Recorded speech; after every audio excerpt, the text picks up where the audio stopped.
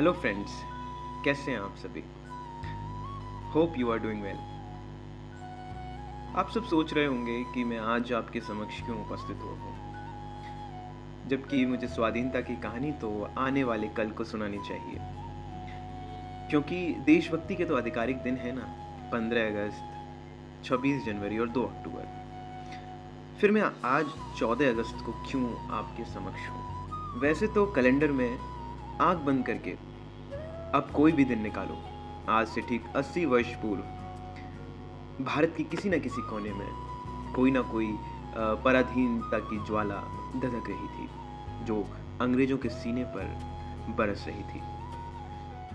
बहरहाल 14 अगस्त की मध्य रात्रि मिडनाइट को जब घड़ी की सुइयां 15 अगस्त की तरफ बढ़ रही थी, तब देश 200 वर्षों की गुलामी के जालों से निकलकर उजालों की तरफ प्रवेश कर रहा था। बट उन्हीं उजालों के नीचे असंख्य लोगों का विस्थापन, पलायन तथा उनके परिवारों के बिछड़ने का इतिहास लिखा जा रहा था।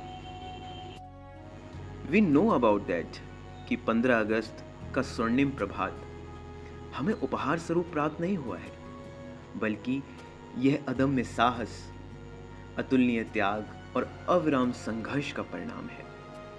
लेकिन उसके साथ आई विभाजन की त्रासदी, विभीषिका, अपनों से बिछड़ने का दुख, घर छोड़ने की विवशता तथा गुमनाम लोगों की स्मृतियां, जिनके लिए 1947 का वर्ष केवल आजादी का वर्ष नहीं था, बल्कि उनके उजड़ने की कहानी भी थी। 15 अगस्त का दिन उत्सव का दिन है और हमें सेलिब्रेट भी करना चाहिए, लेकिन इतिहास हमें बार बार याद दिलाता है कि स्वतंत्रता की कीमत केवल सत्ता परिवर्तन तक सीमित नहीं थी, बल्कि इसकी कीमत उन लोगों ने भी चुकाई जिन्होंने अपनी मिट्टी खोई, जहां तक कि उन्होंने अपनों तक को खोया। इसलिए इस लाइन को थोड़ा एक्स्ट्रा ध्यानपूर्वक सुनिएगा कि इस विभाजन के इतिहास ने, ये विभाजन का जो इतिहास है, ये हमें चेतावनी देता है और ये हमें चिल्ला चिल्ला कर बताता है कि स्वाधीनता की जो फसल है ना, वो मंगल पांडे से लेकर उस व्यक्ति के खून से सींची गई है जो 15 अगस्त 1947 की पूर्व रात्रि पर शहीद हुआ होगा।